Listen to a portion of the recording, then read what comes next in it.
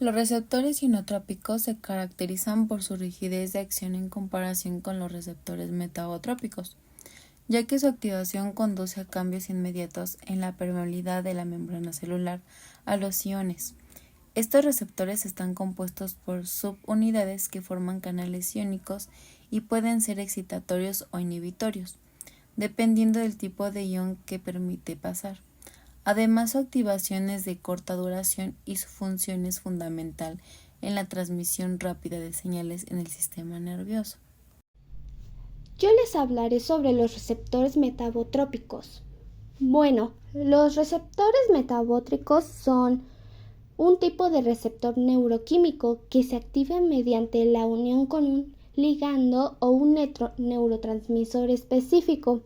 A diferencia de los receptores ionotrópicos, los receptores metabotrópicos no generan una apertura inmediata del canal iónico, sino que desencadenan una serie de procesos que finalmente llevan a la apertura del canal o a la activación de otros elementos conocidos como segundos mensajeros.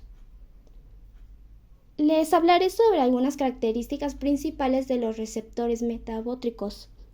Primero, actuación relativa lenta. La activación de los receptores metabótricos no genera una apertura inmediata del canal iónico, sino que desencadena una serie de procesos que llevan a la apertura del canal o a la activación de otros elementos. Esto hace que su activación sea más lenta en comparación con otros tipos de receptores. Actuación duradera en el tiempo. Aunque los receptores metabótricos son relativamente más lentos que otros tipos de receptores, su actuación es también más duradera en el tiempo. Esto significa que los efectos generados por la activación de estos receptores pueden persistir durante un periodo prolongado. Y por último, su activación de proteína G. Para que los receptores metabótricos se activen es necesario que el neurotransmisor específico se una al receptor, lo que genera la activación de la proteína G.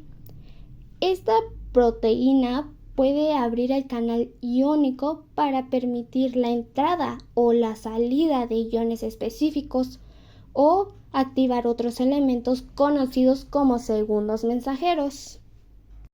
Al hablar de receptores acoplados a proteínas G, estas quieren decir que son proteínas integrales de la membrana responsables de la transducción de una amplia variedad de señales del exterior al interior de la célula, por lo que éstas detectan y procesan señales asociadas a la percepción del entorno exterior, como es la visión, el gusto y el olfato, además de que interviene en procesos regulados por ligandos endógenos de estructura molecular muy diversa, como aminas biogénicas, aminoácidos, péptidos y lípidos.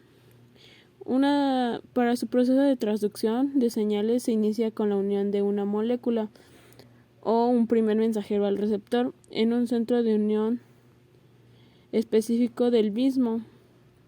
Las interacciones físico-químicas entre el agonista y el receptor provocan un cambio conformacional en este que permite la unión y la activación de la proteína. Las proteínas G son trímeros, por lo que reconocen GDP. La activación de proteína G por el receptor conlleva el cambio de GDP por GTP y la rotura de trímeros en dos unidades capaces que cada una de ellas da el proceso de transducción de señales con la activación de enzimas, canales iónicos y la generación de segundos mensajeros. Los receptores ligados a enzimas son receptores de superficie celular con dominios intracelulares asociados a una enzima. En algunos casos, el dominio intracelular del receptor es realmente una enzima que puede catalizar una reacción. Otros receptores asociados a enzimas tienen un dominio intracelular que interactúa con una enzima. Los receptores tirosina quinasa (RTK) son una clase de receptores ligados a enzimas que se encuentran en humanos y muchas otras especies. Una quinasa es una enzima que transfiere grupos fosfato a una proteína o molécula diana, y un receptor de tirosina quinasa transfiere grupos fosfato específicamente al aminoácido tirosina. La señalización por RTK es un ejemplo típico. Las moléculas señalizadoras se unen primero a los dominios extracelulares de dos receptores tirosina quinasa vecinos. Los dos receptores se unen o dimerizan. Entonces los receptores pegan fosfatos a sus tirosinas en los dominios intracelulares de cada uno de ellos, y la tirosina fosforilada puede transmitir la señal a otras moléculas en la célula. En muchos casos, los receptores fosforilados sirven como una plataforma de acoplamiento para otras proteínas que tienen dominios de unión específica. Varias proteínas tienen este tipo de dominios, y cuando una de ellas se une al receptor, puede iniciar una cascada de señalización corriente abajo que genera una respuesta celular. Bueno, les hablaré sobre los receptores asociados a enzimas itinerantes, JAK-STAT. Bueno, son un tipo de receptor celular que desencadena una cascada de señalización intracelular a través de la activación de quinasas Janus, es decir, JAK, y sus factores de transcripción, es decir, STAT. Bueno, sus principales características principales son, primero, su unión a JAK. Estos receptores se asocian con una familia de enzimas llamadas quinasas Janus, JAK.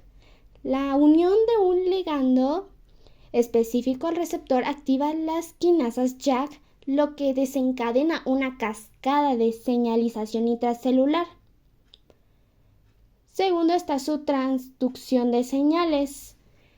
Bueno, es la activación de las quinasas JAK por los receptores JAK-STAT, que desencadena una serie de eventos de señalización intracelular que culminan en la activación del factor de transcripción STAT. Bueno, sus factores de transcripción STAT se traslocan al núcleo celular y regulan la expresión de genes específicos. En tercero está su regulación de la respuesta inmune. Es en donde los receptores JAK-STAT desempeñan un papel crucial en la regulación de la respuesta inmune, en donde la activación de estos receptores por ligandos como las citoquinas permiten la comunicación entre las células del sistema inmunológico y la modulación de la respuesta inflamatoria.